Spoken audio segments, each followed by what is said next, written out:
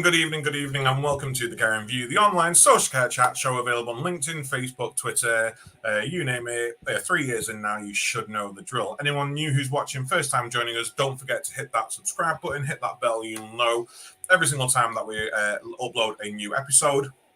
Go to our website, www.thecaringview.co.uk, for all of our free resources.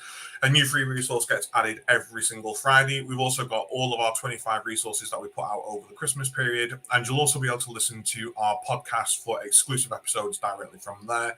Our latest episode is with Dr. Charles Armitage from Florence, all about his journey in entrepreneurship and startups. And it's part of a new series which we're running around and learning from these people who have been able to create these new organizations, create these new companies, have really successful startup journeys, so that we can get some of this knowledge, so we can go and be multimillionaires, and it'd be absolutely fab and fun, wouldn't it, Mark? Good evening. Views are our own, no one else's, blah, blah, blah, blah, blah. Mark, how are you? Yes, not too bad. You? Oh, well, it is what it is. I'm 4 weeks into this house move, and I'm kind of regretting not applying to Grand Designs with Kevin McLeod on Channel 4, because it's been one thing after a bloody another. I think the last time we'd spoken, I was preparing to get my boiler in. Well, that's gone in, and then we realised there wasn't the support for the kitchen ceiling, so that was coming down. I've had that reinforced, and then we flooded the office, and you name it, it's just been. And I've now got coving that needs to go up, and no one wants to touch it. Apparently, I'm a little bit old-fashioned, but that's where I'm at. So I'm good. I'm good.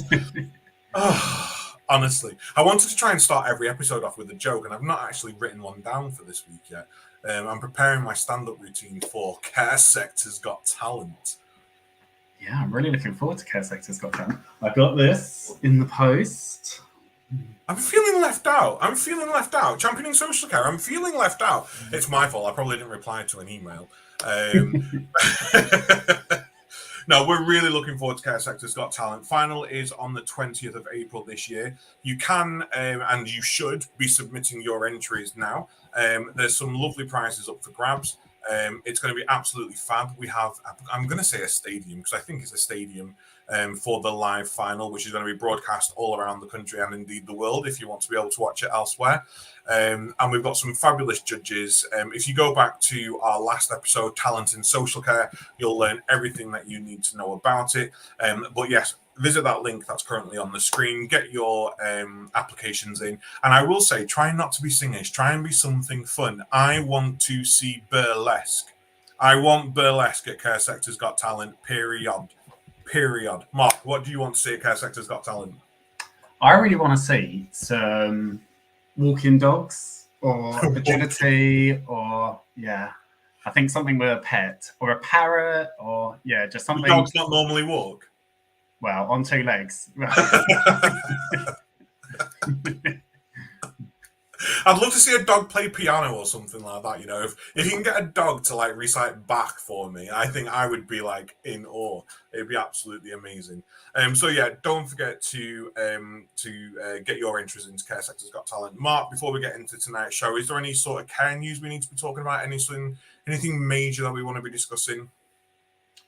There's nothing major going on, really. It seems to have all gone very quiet. So we've had a couple of freedom of information requests to the CQC from various people. So I've raised one regarding the report that they're meant to be releasing around whether CQC are fit for purpose, which hasn't done anything and is sat with Steve Barclay. But I know there's been other people within the sector and within the industry that have also raised their own freedom of information requests regarding different bits and pieces going on with the CQC. I think the only other thing that I saw this morning was apparently they've contacted local authorities to find out which homes are rated inadequate, and they're going to apparently try and get through to all of those care homes, which I don't know. When you look at the stats of the amount of care services that are rated requires improvement at the moment, I have no idea how they're going to make sure they're going to get through those thousands of care services by the end of the deadline that they've given themselves. But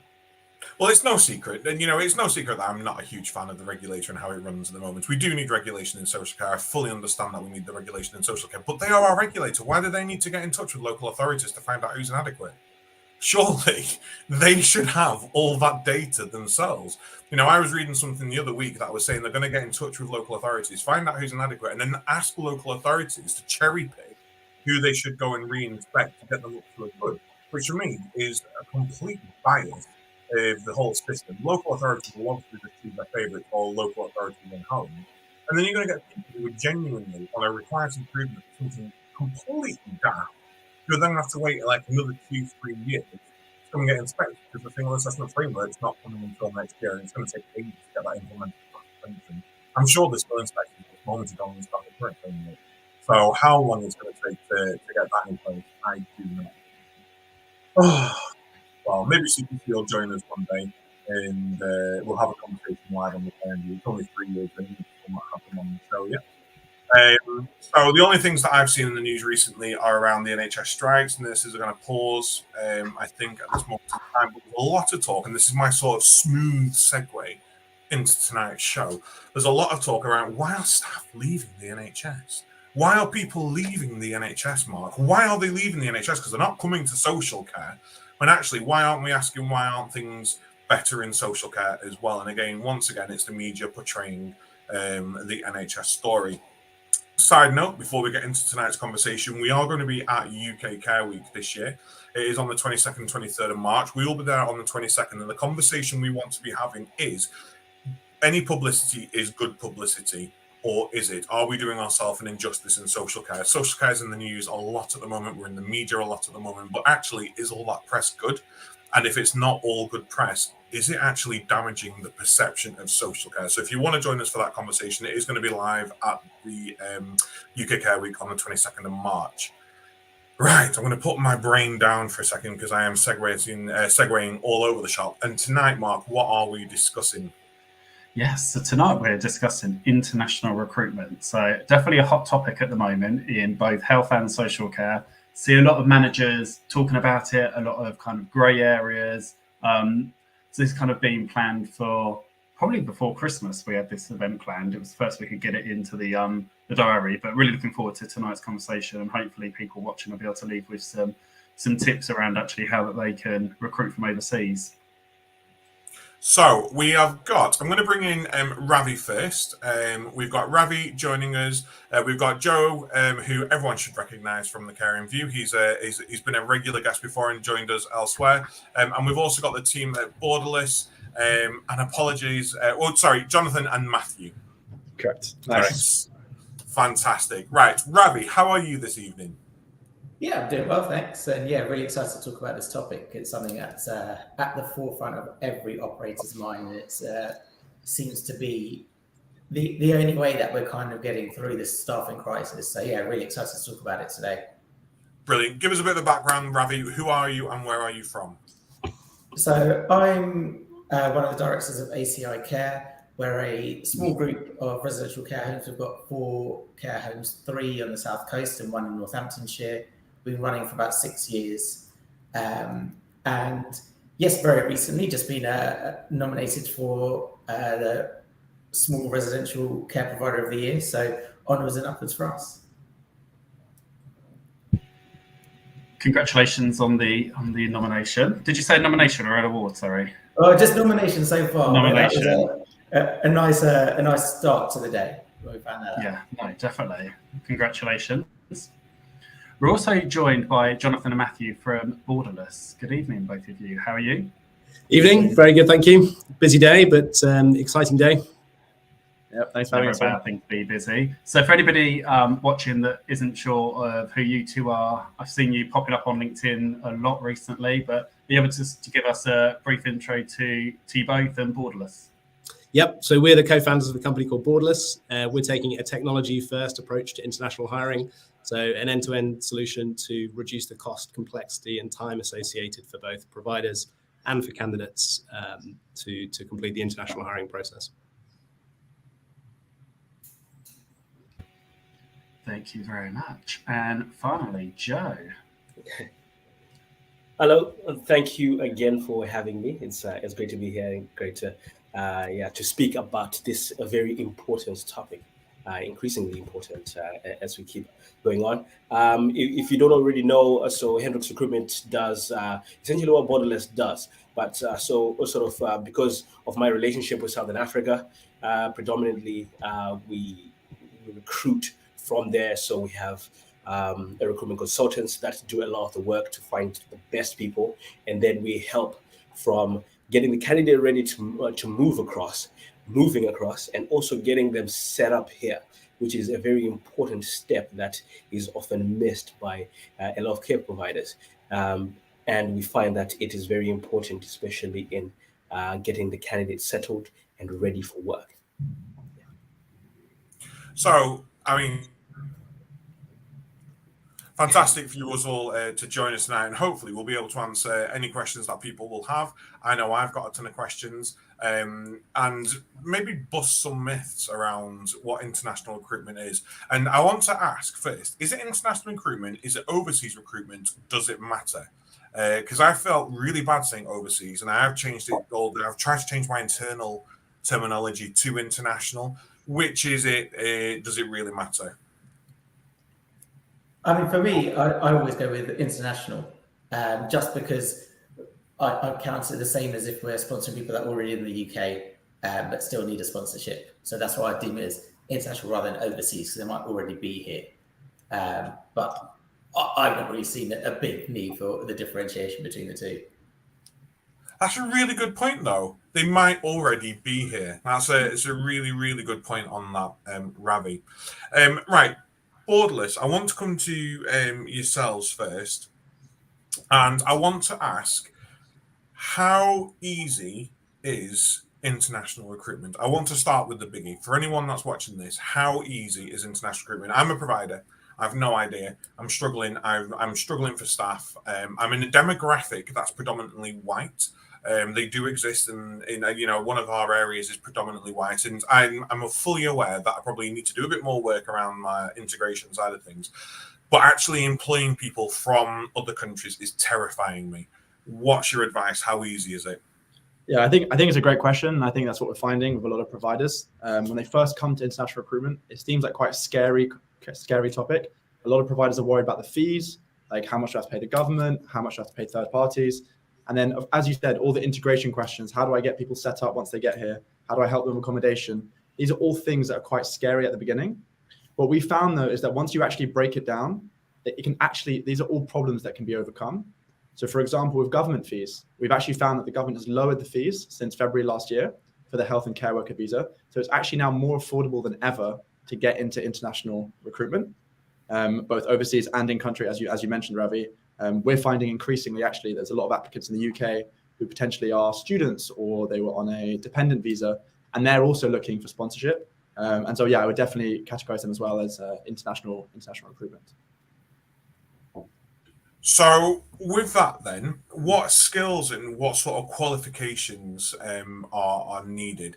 So, we're going to be looking at this, and so I'm just struggling in my head. So they're coming to this country, they've not gone through our education system, but they'll have done education in their own rights in their own countries. And, not to belittle anyone else's education system, because Lord knows ours need to kick up the backside. So what skills and qualifications are needed for the position? And where can we find suitable candidates with these skills? I'm going to come back to Jonathan and Matthew, and then I'm going to come over to Joe, if that's okay.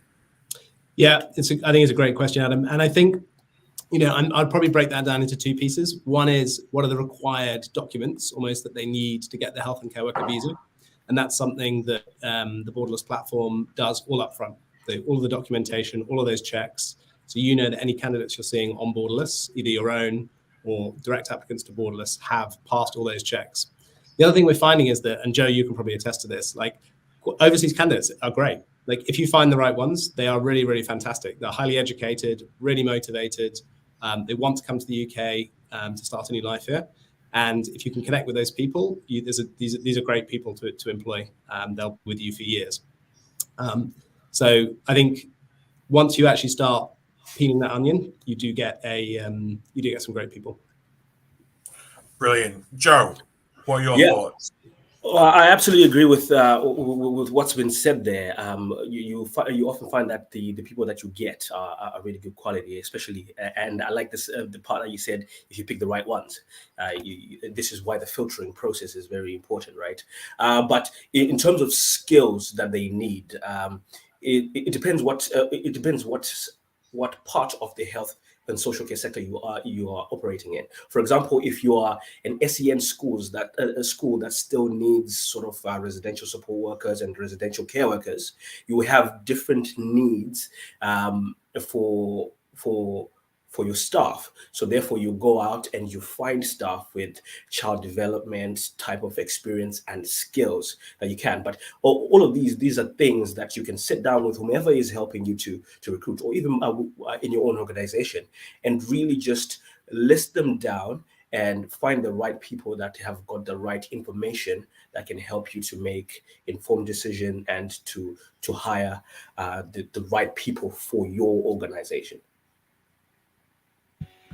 Thank you very much. And prior to doing the show, we had a lot of commentary when we very first kind of announced that we were doing this show around what providers were already doing. I think we found that there were some that just weren't doing international recruitment altogether, probably because of the unknown, where some people contact us that were saying actually they've just moved purely just to international recruitment and they've kind of forgotten about kind of the UK. Ravi, I want to come to you. Kind of how are you doing it? Are you splitting it between 50-50, or are you kind of focusing more on international recruitment? Is there any kind of advice of what you've done that's worked well, or anything that you would possibly change in hindsight?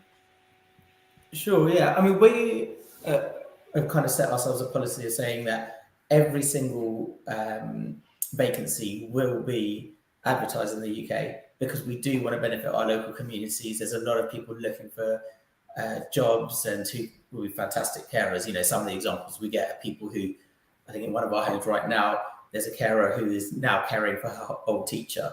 You know, and these are great stories that you can't recreate otherwise. But the fact of the matter is there just isn't enough people. I think particularly after going through the COVID pandemic, a lot of people retired and we're really struggling to fill vacancies.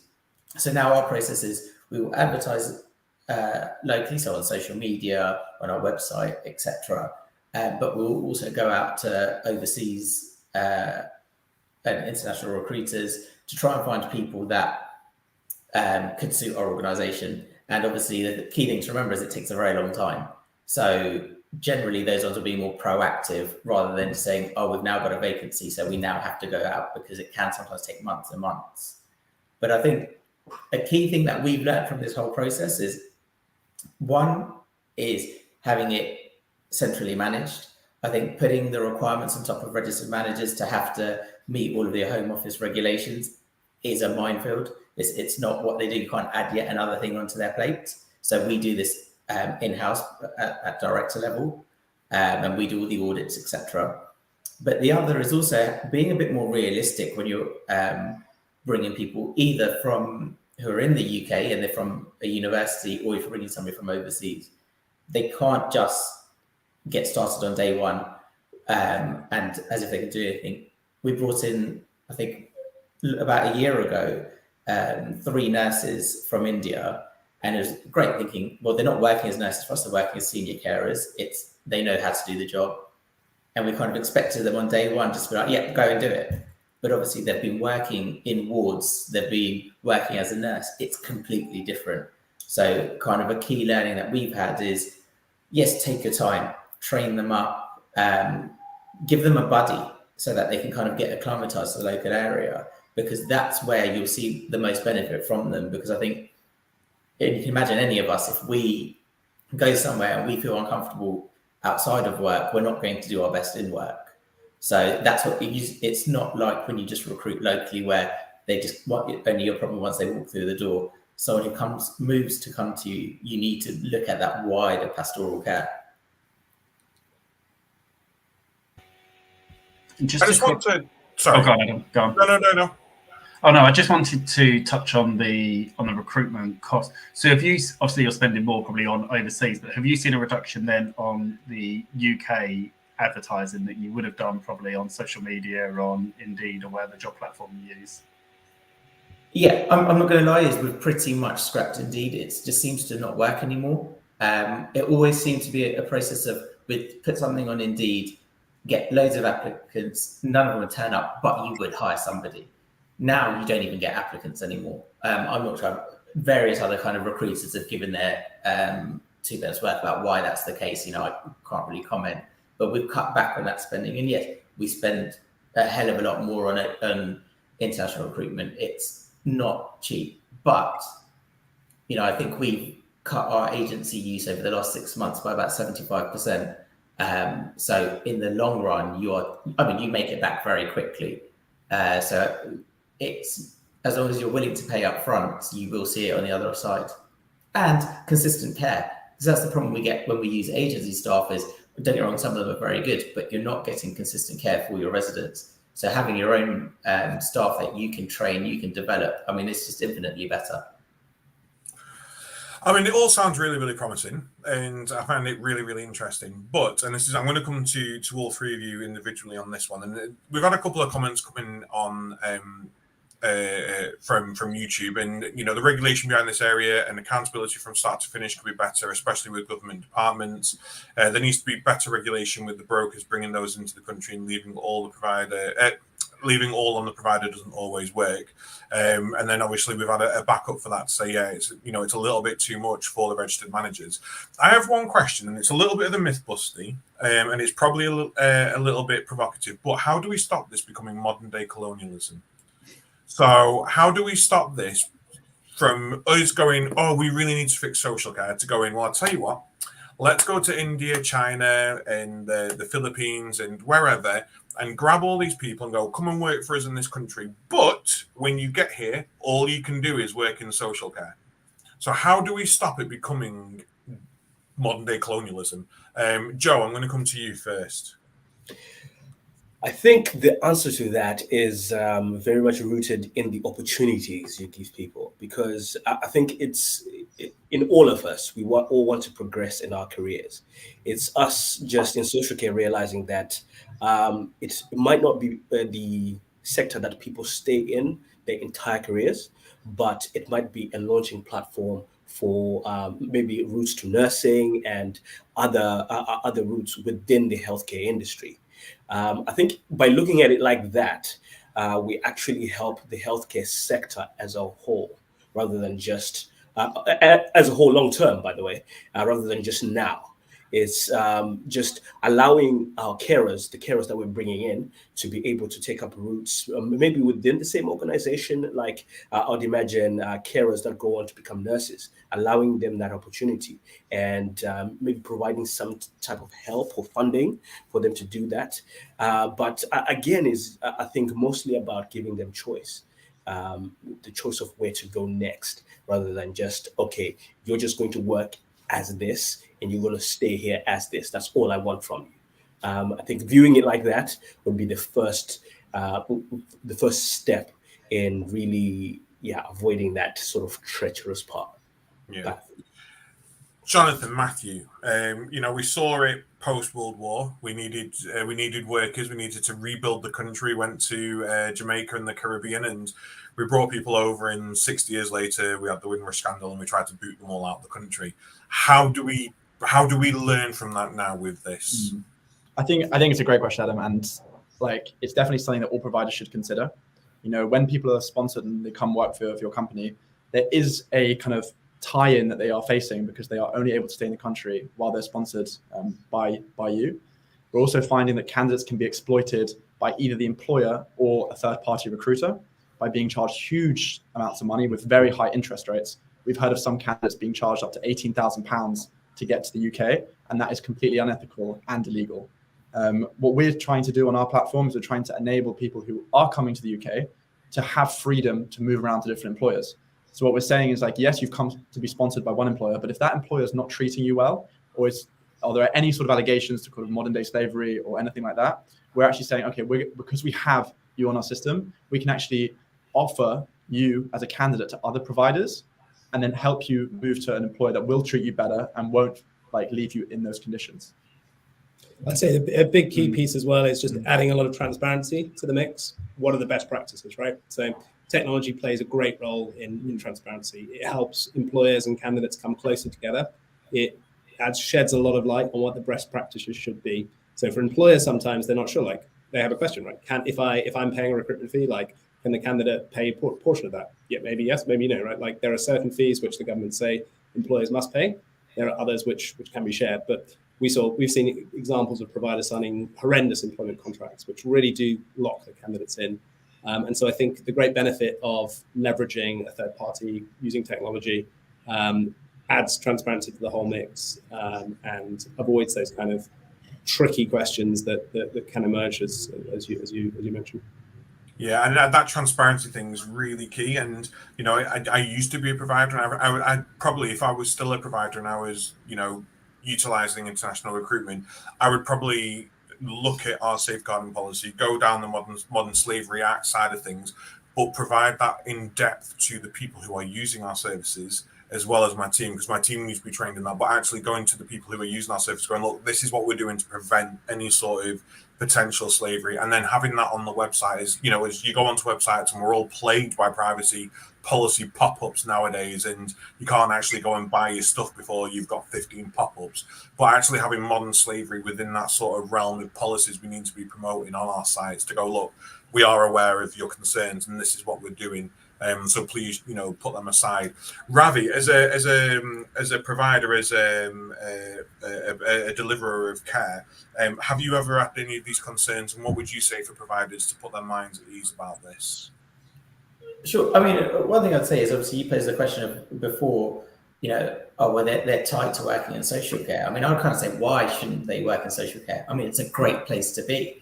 And I think the same question actually, where you're leveling on those that are coming from overseas or internationally, also equates for our local staff as well. And as providers, I don't think we are the best at developing our staff. Actually, there's a fantastic career that you can have in care. There's ladders you can move up. There's a huge, amazing opportunity there. And I think that's something that all of us providers have to really be looking at ourselves and going, is how are we developing our staff? If I bring somebody who lives locally or somebody who lives across the world to work as a carer, if they're able to go further, we should develop them, and they can have a great life in doing that. But I know what you mean about the problems.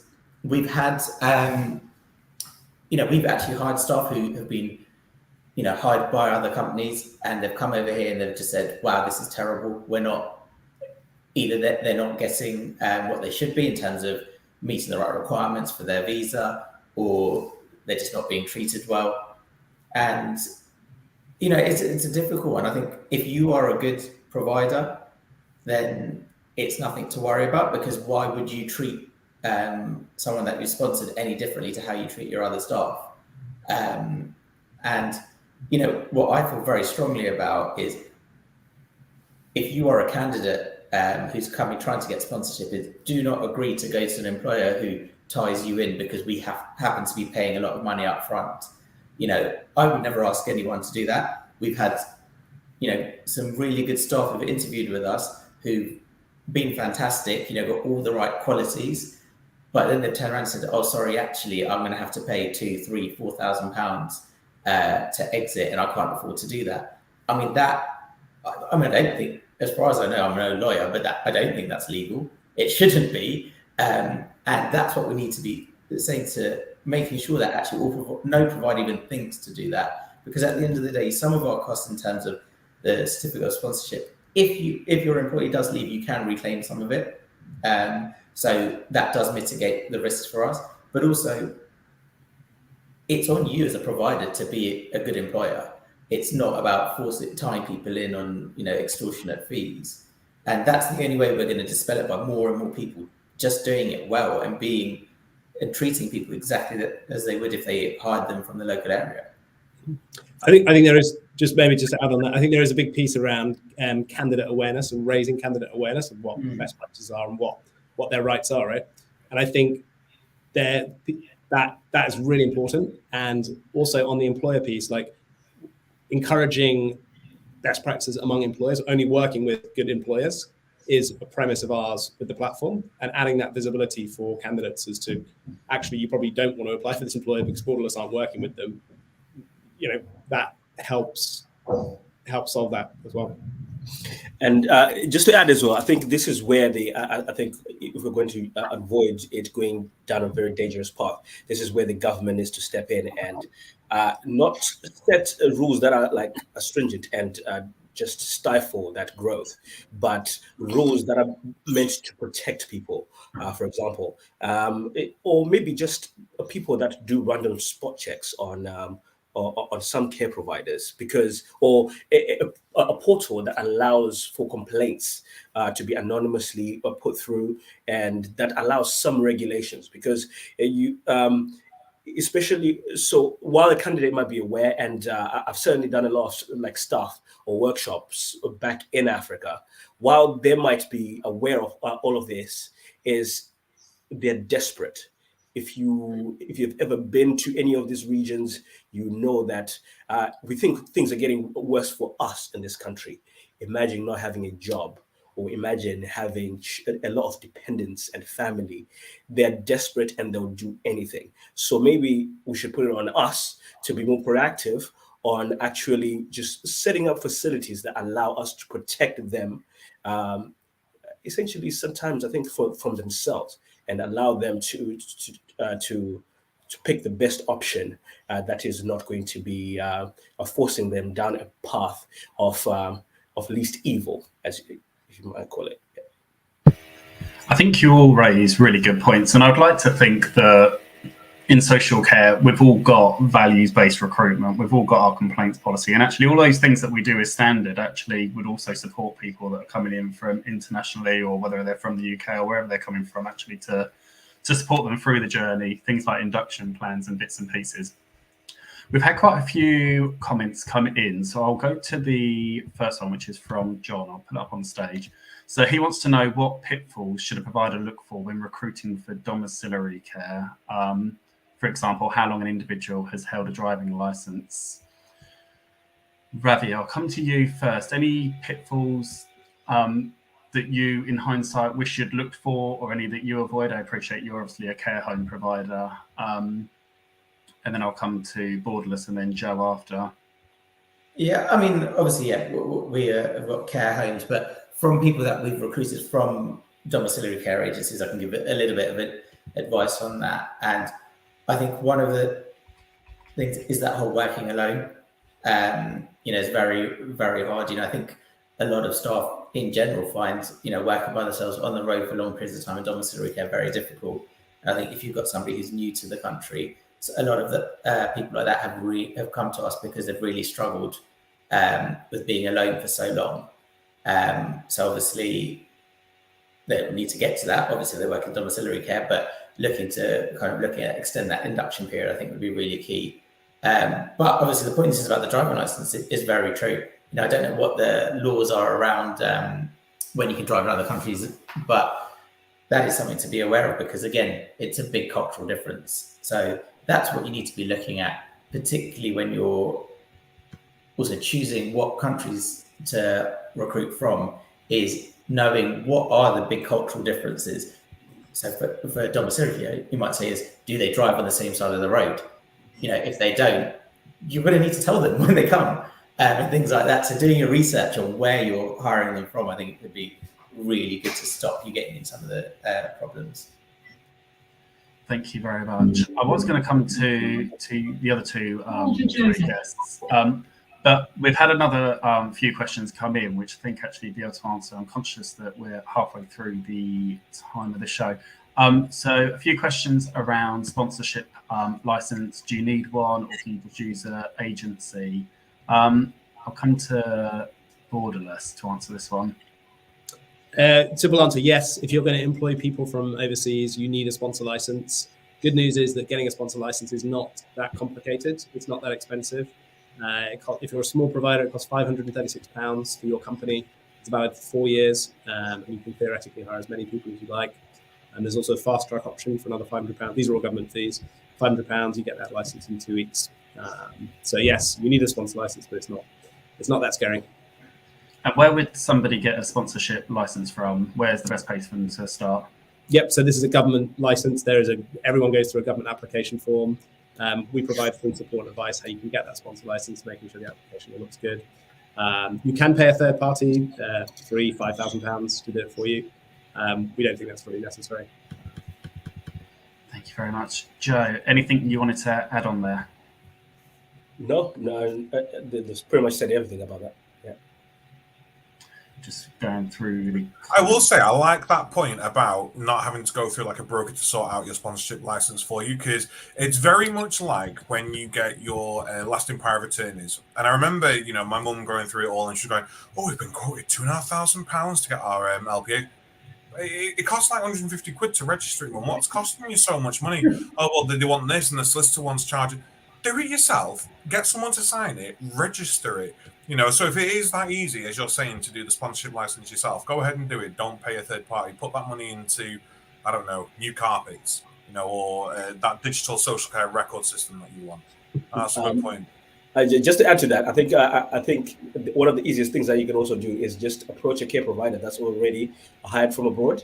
They'll have a lot of information and knowledge about how to do so as well. So that's just free information that you can utilize. Thank you very much. We've had another question. I don't know how he's going to display it. It's quite big, but I'll read it. Is there any way people living out of the UK who can they apply directly to a company if they've got licenses?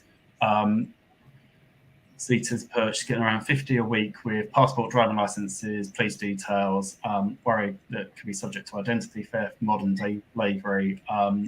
Any advice around this? Joe, I'll come to you first, and I'll come to you guys at Borderless. Yeah, I think they can certainly apply directly. You just might have to set up systems and tools, technology that allows you to filter all of those candidates through.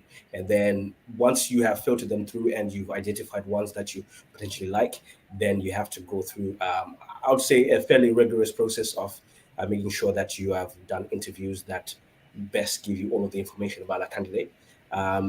Again, this depending on the size of your organization. If you're a bigger organization and you've got a lot of people in your HR staff, then great, you can do that. But one of the things that I always recommend is using guys like Borderless, like ourselves, that specialize in these sectors, that allow you to just filter all of these candidates from the word go, and they already give you candidates that have been vetted, that people that have been looked at already, that we've made sure that their identities, their references, their documents are in order, and they're not sort of like nefarious.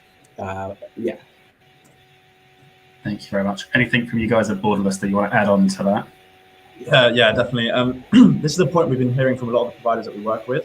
As soon as you get onto the sponsor license list, what we're finding is that providers are getting bombarded with emails. We've heard the words inundated a lot. With just applicants sending over CVs, calling potentially. I'm not sure if you've had that, Ravi. Some people call. Yeah, they call directly. They just want to get a job really badly. The way we've kind of approached that topic is we've said, okay, look, you are getting loads of applicants, some of which are good, some of which are bad. What you really need is technology to kind of filter all that down. And so what we're doing is we're saying, okay, why don't you put a link on your website? So we actually embed our platform onto the provider's website, and then so anyone who's trying to apply to that site, what they'll do is they'll fill out the application form for Borderless, and then we'll present them to the provider if they meet all the requirements. So that's the health and care worker visa requirements, alongside having relevant care experience as well. This is where the technology really comes into the fore. So if you get, we spoke to a provider the other day who had 612 emails in the space of 24 hours. Yeah. He was able to plug in, divert those 612 people via our platform. The next day he logged in and saw just the top few percent of people who met all those criteria, had the vetting. No way you can do that manually, right? Like, this is where technology really does play an important part in this process. And there's no, these are your candidates, right? These are people who applied directly to you. So there is no recruitment fee for those candidates. So just as a follow-on from that then, because I think both really, really great answers, Zita just asked a sort of supplement to that question, and it's about protecting the applicants and their personal data and their info. And I know we're at this sort of really weird stage of not being in the EU and having GDPR, but does it still apply? And I know they're going to change that, but we're getting people from different countries. So what data laws apply there? How can we best protect the data that's coming over from these people? Do we need to be using sort of encrypted accounts if we're going to be doing this? Is that going to be safe for us? Is there any sort of top tips around making sure that this data doesn't get into the wrong hands and they arrive in this country and actually someone's already taken their name in their place, and they end up, abused by the system itself? Borderless. I just realised I left that open then and Borderless. Yeah, my very short answer to this is we're using industry grade technology, encryption, security, full GDPR compliance on our site. So information is encrypted in the relative backend servers. Information is not going around on emails, and you don't need to, as a provider, worry about like, oh God, this documents are flying around. Am I suddenly liable for this data? Using the platform enables, you're basically outsourcing your compliance and GDPR risk to us. And we've got that all covered through the technology we're using. Brilliant. Thank you. Joe, I feel like you're going to pop in. Yeah, what I was going to say, it's very difficult to stop people from sending their documents because, like, in a lot of the cases, a lot of this information is communicated in WhatsApp. People don't. People in Africa usually, or in Africa in third world countries, use WhatsApp a lot, and they're in groups where emails just fly about, and people don't even read your website. They just click on the email address that they've got, and then they just send their stuff.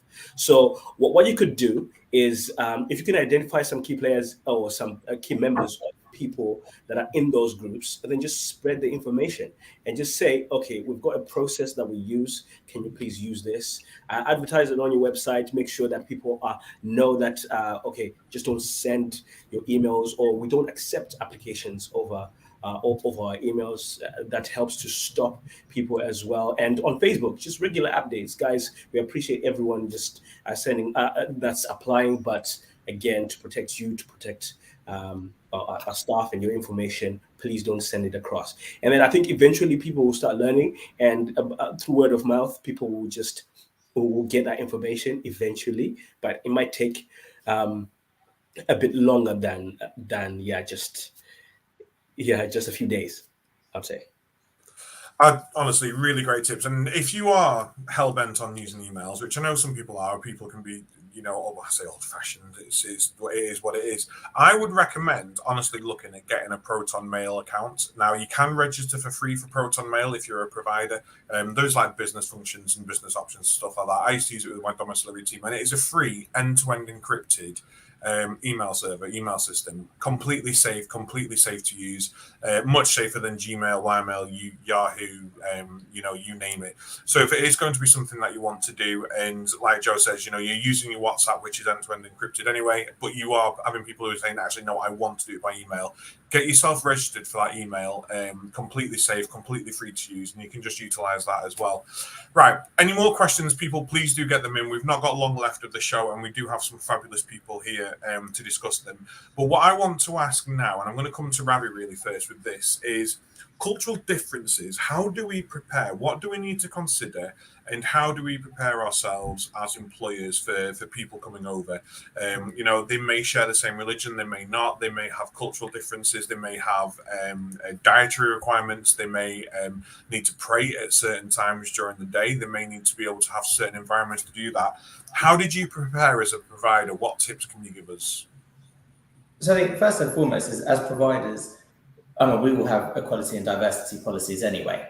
But like with I'm sure most of us beforehand, we never needed to use them because there was no diversity.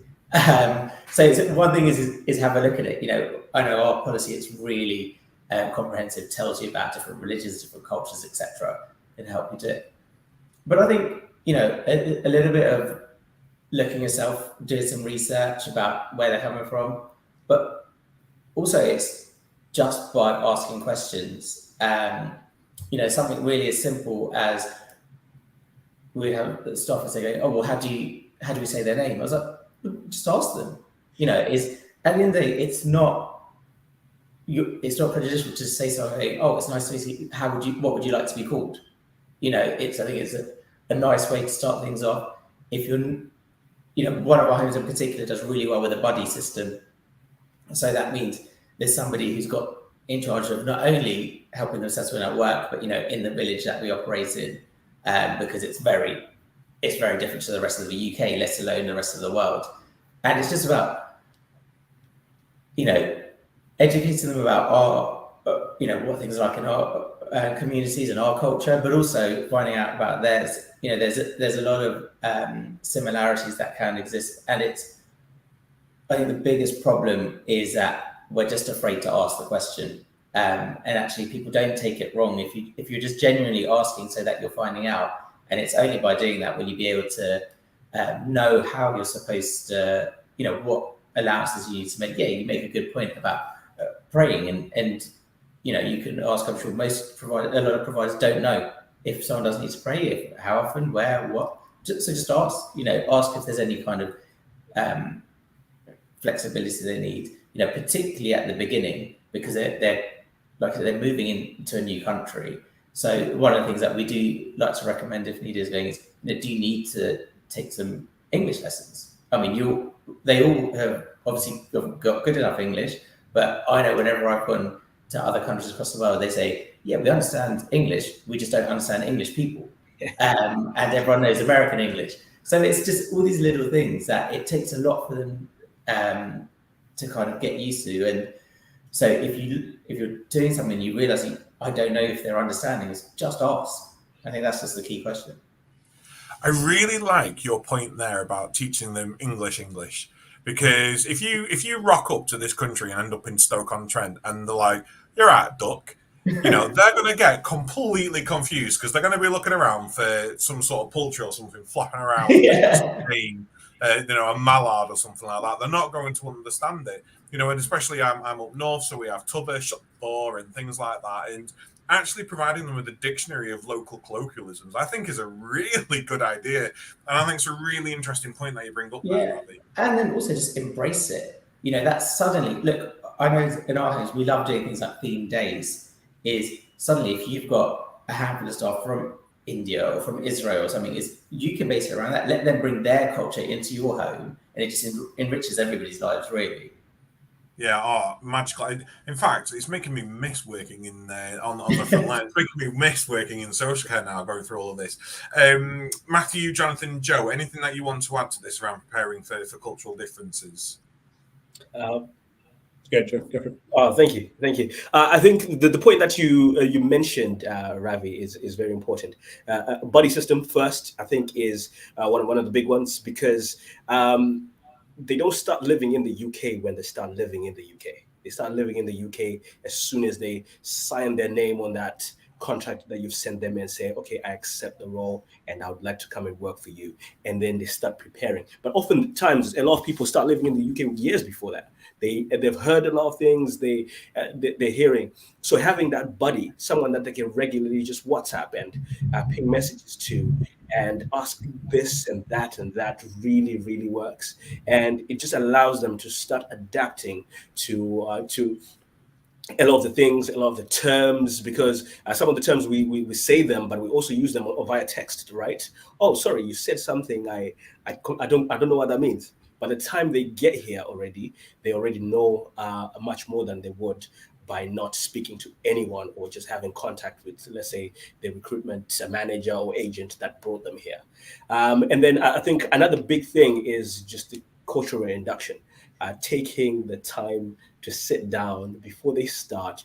If you can do it before they come, it's even better.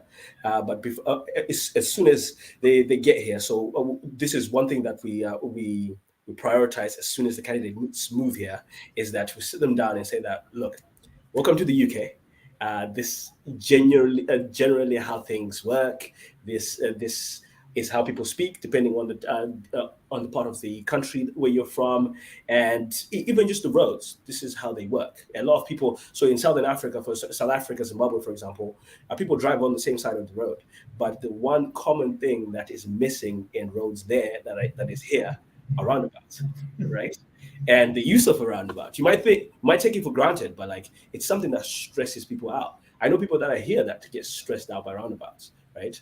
So like little things like that. And again, keeping those lines of communication open with people, not in management, but even people that are sort of on the same level as them, really, really helps. And it just helps them to adapt quicker. Yep. Nothing much further to add, just echo those points. I think it's a lot of small things. I think those things can happen while the person is still abroad. I think, and the final thing is, if those things are done right, it's the small things that all add up to a really, really meaningful onboarding, and that's going to drive a lot of retention long term. The better practices we see around welcome packs, inductions, that can all start early, can start small, and it makes a big difference. Thank you very much. Conscious of time, one thing I just wanted to touch on, which if any of you've got any kind of thoughts or insight into, please do share. I'm going to pop the link in the chat in a second. So the government obviously made £15 million available over the kind of this year and next year, specifically for international recruitment. So the fund was released on the 10th of February. I was just kind of reading through the publication. The deadline for submissions of bids to access funding with your local authority is actually on the 24th of February, so this week. So I think if you're looking at international recruitment and you need some, or you want to apply for funding, then it's probably definitely something that you probably want to do sooner rather than later. I'll share this guide into the chat, but is there anything from any of the guests here around funding and bits and pieces? Yeah, I mean, the only thing I'd say is obviously funding is welcome, but look what your local authority is doing. You know, we know of local authorities that have been really good at saying, we're going to give you send us a copy of your certificate of sponsorship and we'll give you some funding towards it. You know, it's fantastic. We know others that have said, actually, we're just going to use this to train our own staff to be able to help you with the visa application process. And so then actually as a provider, you get no money from it. And all you really get is access to somebody who's just been taught how to do it, so they've got no experience. So it's actually, I've learned that myself anyway. So not all local authorities are as helpful as others. So I would watch out before and see what your local authority are offering. Yeah, we've been speaking to a few different regional provider networks around this topic, and I think to echo Ravi's point, the approach is different. The government you can go on the government website on the launch of that fund, and you can see how the money's been apportioned to different regions. But every region, every local area is taking a different approach to how they're using the money. We're speaking with a bunch of those different networks to figure out how they could potentially be used borderless or offer borderless to their providers. The money's there. It is a welcome development. Split £15 million split across all the providers is obviously not a huge amount of money, and there are better uses of that money and there are worse uses of that money. It's a good start. It needs to go a lot further. Hopefully there'll be more to come. I think there's funding. The deadline that Mark's mentioned, the 24th, is for this year's funding. There's another deadline, I think, at the end of March for the following year's funding. So yeah, watch this space. I just want to, obviously really great tips, and I'm always very dubious about when the government say, oh, here's millions of pounds, go and access it. And, 3 years later, they go, well, no one actually accessed those funds. And it's like, well, where's transparency on actually being able to do that? £500 million discharge fund. I don't know where that's gone. I've not seen any plan on the use of that, but conversation for a different show. We've had a comment come through from Dudley asking where the panel stands on local authorities and commissioners getting involved in this area. Will it help with regulating this area? And I know we've just spoken about local authorities and the whole funding side of things, but where do we see regulation going with this? What are the sort of things we need to be preparing ourselves for compliancy with local authorities, for commissioners, for the CQC, if you're Scotland, the Care Inspectorate, or your respectful, inspectorate, no matter what devolved state you're in? Ravi, I'm going to come to yourself first. So where do we see commissioning and regulation going with this, and what do people need to prepare for? I mean, I don't really see how kind of commissioners are going to get involved in regulating this part of the sector, just because they just don't know enough about it. So all you're going to end up doing is spending a lot of money and a lot of time. And by that time, the horse is kind of bolted. I think in reality, what commissioners should be doing is actually speaking to people, maybe like borderless or whether they're law firms or anything like that, and being able to suggest to providers, look, here are people you can talk to who already know. I mean, that's what we did, is when we wanted to do this and to figure out how to do it, is we just paid for a lawyer to do some bespoke training and taught us all how to do it. So I think that's where I think it's better use of the kind of regulation, rather than just kind of spending a lot of time in learning and just taking too long to get there. Yeah, I'd echo that comment. I think a private market solution to this problem is definitely the way to go. I think one of our key pillars and principles of building the business is making sure that we are helping to set the standards, and not even that, more just reflecting the best practices that we're seeing and enabling that to a greater number of our partners, such that then evolves very quickly. I think not the problem, but like the regulatory aspect it can be quite heavy-handed. It can be quite slow, and then it can be quite heavy-handed. So getting ahead of that from a private market perspective, making sure that you are compliant, you're doing the right things, is things that are all within your control right now.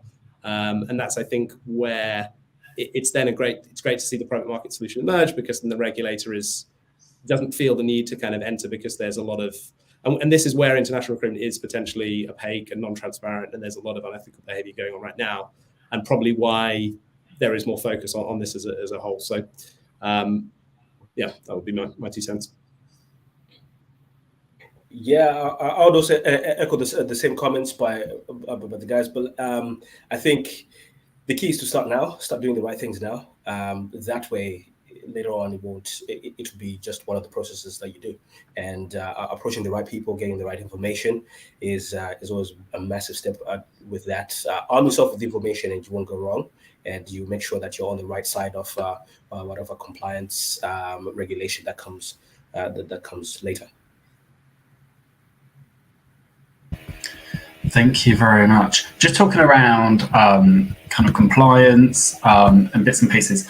What is the kind of average time frame that you were seeing from kind of job offer after that interview, and then somebody actually starting with the organisation? Ravi, I'll come to you first, and then Joe, Borderless. Yeah, I mean, I think the key thing here is, and which I think is the real problem where the government can step in, is on issuing the allocations. When we apply for an allocation of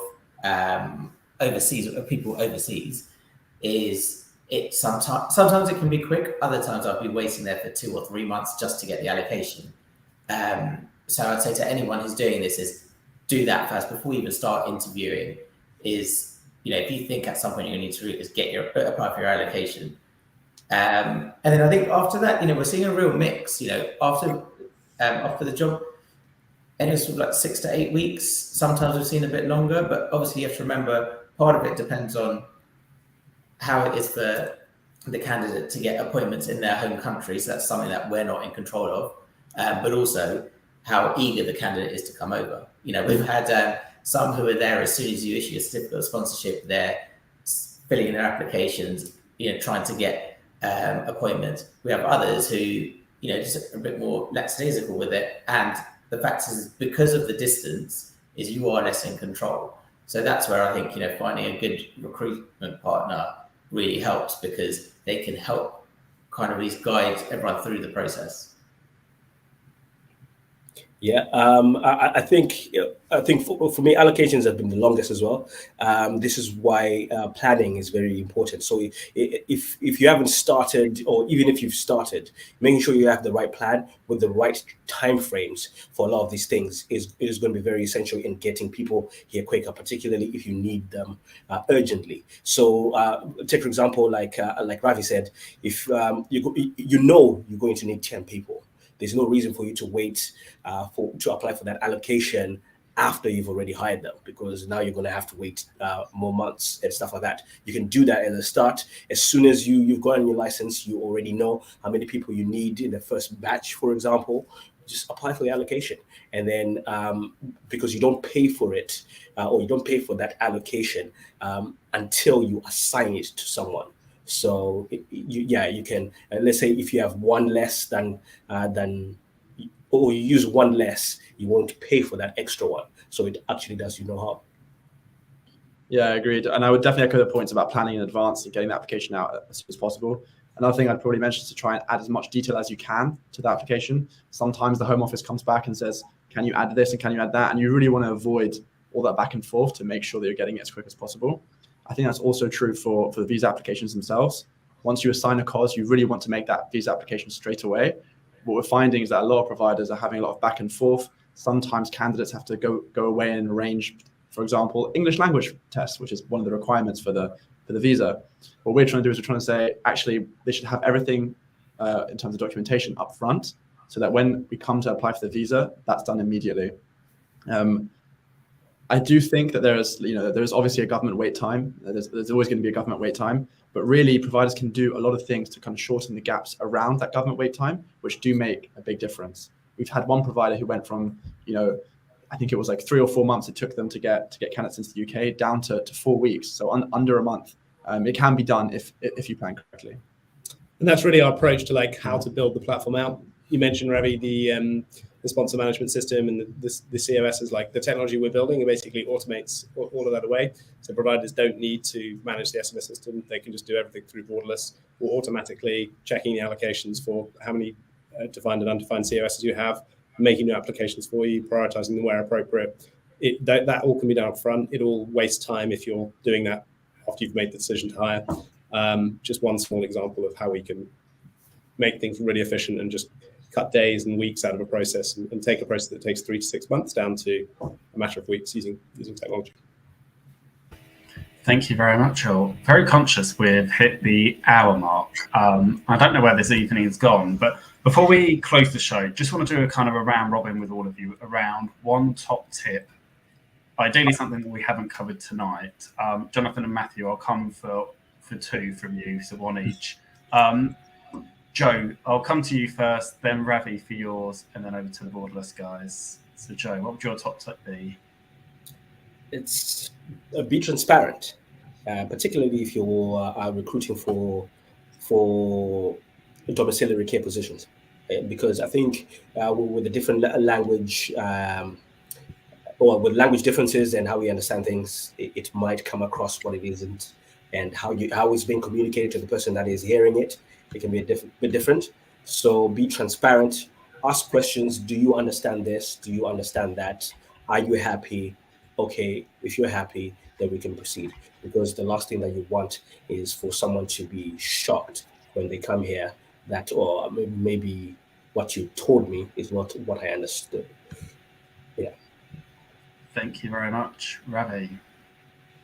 I'd say just my tip is balance. Don't look at it saying I don't want to hire for international staff because they can add a huge amount to your organization, but also don't look at it saying, is that the only way I'm going to do it? Because I think you need a bit of a balance. You need to have local staff. You need to have, it's good to have international staff, and then the 2 different cultures, the 2 different experiences can really create a really good organization and a great place to work. Going too far one or the other is where you run into problems. So I think having that balance is really key. My top tip would be just basically keep an open mind and start to do a little bit of research. When you start looking at things and doing the ROI analysis of domestic versus Indeed spend versus everything else, it'll start to become more worthwhile to explore international as a potential avenue. Yeah, I would echo that. I think my top tip is basically get started. A lot of providers who have started doing this now say that they wish they started sooner. It's definitely an advantage to be doing this in such a tough recruiting market. If you're not looking international, then you're kind of missing out on a huge part of the market that you could access. So definitely say that.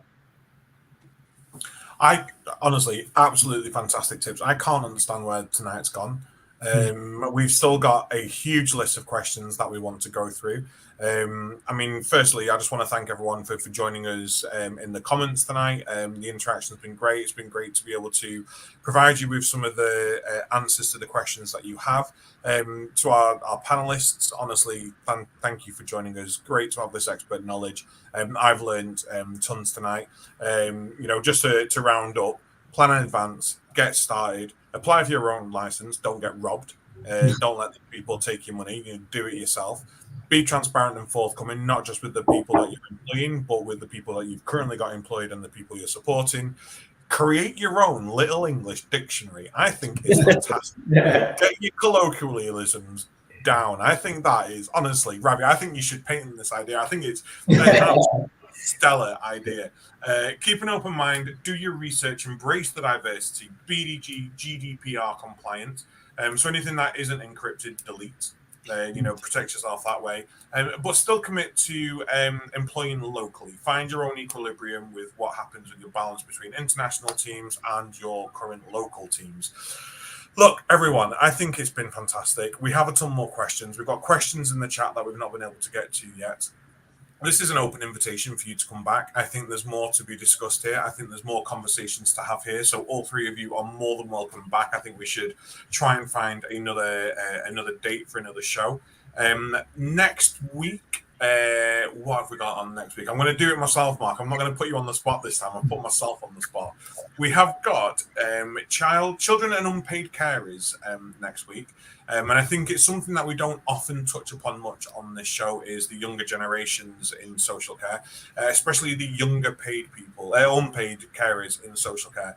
I think the last census found something like at any one time there are 5 million people in this country aged 5 or older providing care services unpaid to people, which I find absolutely shocking at the fact alone that they said over 5. Over 5. When I was 5 years old, I probably was just still learning to wipe my own backside, let alone having to think about caring for someone. So there's so much we need to be discussing in this and to bring awareness around. And hopefully we'll be able to learn more next week and have some greater conversations. But until then, get your applications in for Care Sector's Got Talent. Don't forget to register for UK Care Week. We are going to be live there discussing whether any publicity is good publicity and are we doing ourselves a disservice. Give us a subscribe. Make sure you're with us for next week's episode. And go over to the podcast, go over to our website. Anything at all, do get in touch. If you've got anything that you want to ask, any questions, any conversation topics, any ideas of future episodes, please do get in touch. Until then, good night, everybody. Thank you for joining us. Guests, if you can, stay on for 2 seconds. We'd love to say goodbye after the show ends. See you all next week. Thank you very much, everyone. Thanks, everyone.